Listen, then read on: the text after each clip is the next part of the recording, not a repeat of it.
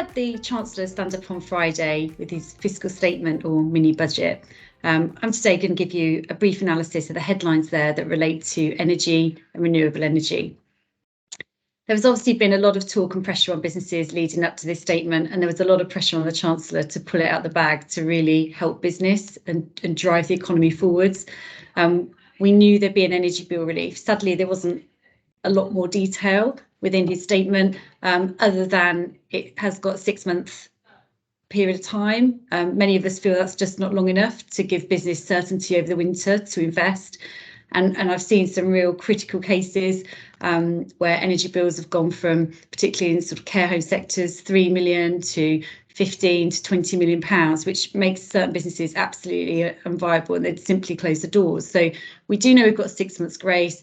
It will be a supported bill for businesses. You know, we know it's not coming cheap from the government, so I can understand why it's not going to take so long. But £29 billion of cost is the estimate.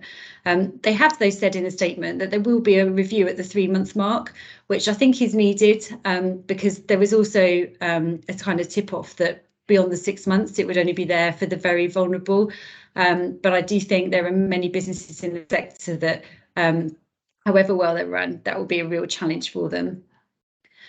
We also heard about the Energy Markets Finance Scheme, which you might wonder what that is. It's particularly aimed at energy firms only. It's going to cost us £40 billion, apparently, and that will be there to support extraordinary cash flow management for in the energy firms for the fluctuation of prices. So that's not one that's going to hit everyday business. It's very energy focused and specific, assuming the aim there is to prevent any of those businesses going bust. And we've obviously had some terrible headlines the last few years around energy firms falling off a cliff edge.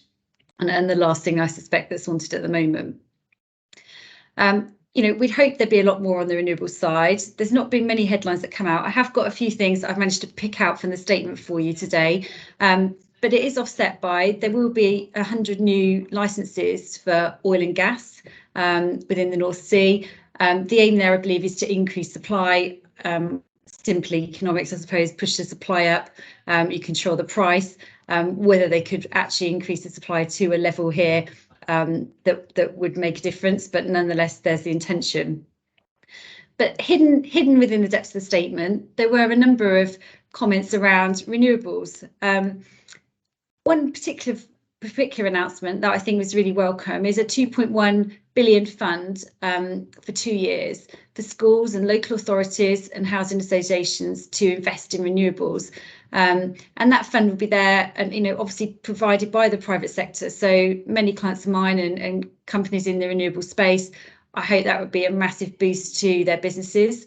And obviously, given it would be a government-backed contract, should be relatively easy for those businesses to fund in advance if they take the right advice. Perhaps not off the high street banks, but certainly within the sector, there is good funding available for that kind of growth. So I think that was a really welcome statement. Sadly, nothing either side for businesses and households. I'd love to have seen a statement in there that there was going to be some government-backed interest or deferred loan scheme for businesses to invest in more expensive renewables. Maybe that will come in the spring. Maybe they'll see what the demand is over the next few months. But sadly, nothing there at that moment. Within the infrastructure list, there's a big list produced that by 2023, they wanted to accelerate a number of infrastructure projects already identified. Roads, various big bridges, key parts of our economy.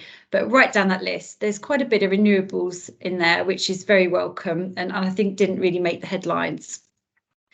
Onshore wind, they want to really bring in line the application for the onshore wind process in line with any other infrastructure project in the country. So hopefully that might make the planning position a bit easier.